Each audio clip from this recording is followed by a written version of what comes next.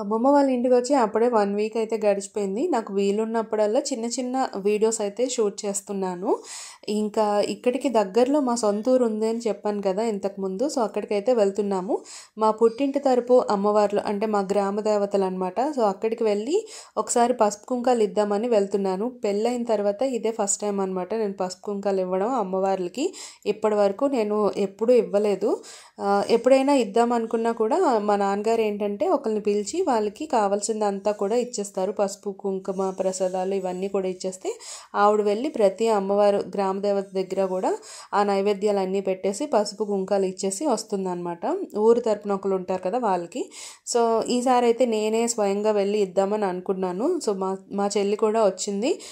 నేను కూడా ఇస్తానని చెప్పిందనమాట. సో ఇద్దరం కలిసి వెళ్ళి ఈ పసుపు కుంకాలు అయితే ఇచ్చేసి వస్తున్నాము. పసుపు, కుంకుమ, తర్వాత కొబ్బరికాయ కొట్టి వడపప్పు, చలివిడి, పానకం ఇవన్నీ కూడా నైవేద్యంగా పెడతారు. సో ఇక్కడ మా మా ఇంట్లో ఏ శుభకార్యాలు జరిగినా కూడా మా అత్తయ్యలు కానీ, మా అమ్మగారు వాళ్ళు కానీ, మా పిన్నిలు వీళ్ళందరూ కూడా ఇక్కడికి వచ్చి పసుపు కుంకాలు అన్నీ ఇచ్చి బ్లెస్సింగ్స్ తీసుకుని ఆ తర్వాత శుభకార్యాన్ని స్టార్ట్ చేస్తారనమాట. సో చాలా సంవత్సరాలు అయిపోయింది కదా, ఎందుకో అనుకున్నాను విష్ణువు పుట్టిన తర్వాత లక్కీ పుట్టిన తర్వాత విష్ణు పుట్టిన తర్వాత అసలు నేను వెళ్ళలేదనమాట.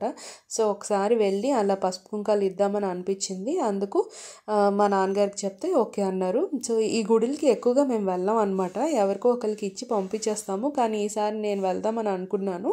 స్వయంగా వెళ్ళి నేనే ఇస్తానని అన్నాను.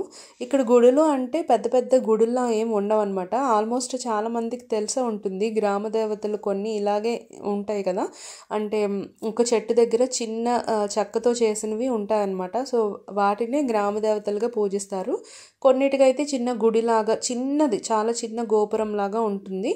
సో అందులో అయితే అమ్మవార్లు ఉంటారు. వాళ్ళకి ఇక్కడ మొత్తం కలిపి ఒక 5గురు అమ్మవార్లు ఉన్నారనమాట.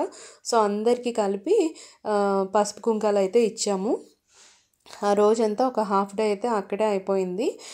సో ప్రతి గుడి తిరిగి అక్కడైతే వడపప్పు, చాలిమిడి పెట్టేసి పసుపు కుంకాలు అన్నీ ఇచ్చి హారతి ఇచ్చేసి అమ్మవారి బ్లెస్సింగ్స్ తీసుకుని మంచిగా ఇంటికైతే వచ్చేసాము. లక్కీకి అయితే ఇవన్నీ చాలా కొత్తగా అనిపించాయి అనమాట. లక్కీని ఫస్ట్ తీసుకొద్దామని అనుకున్నాం కానీ అప్పటికి వర్షాలు పడుతున్నాయి. మధ్యలోంచి చెట్లు పొదలు మధ్యలోంచి లక్కీ రాలేదని చెప్పి దాన్ని అయితే మా నాన్నగారి దగ్గర ఉంచేసాము, విష్ణుని కూడా. సో నేను ఇంకా మా చెల్లి ఇద్దరం వచ్చి ఈ అమ్మవార్లకైతే పసుపు కుంకాలన్నీ సమర్పించుకున్నాం అనమాట.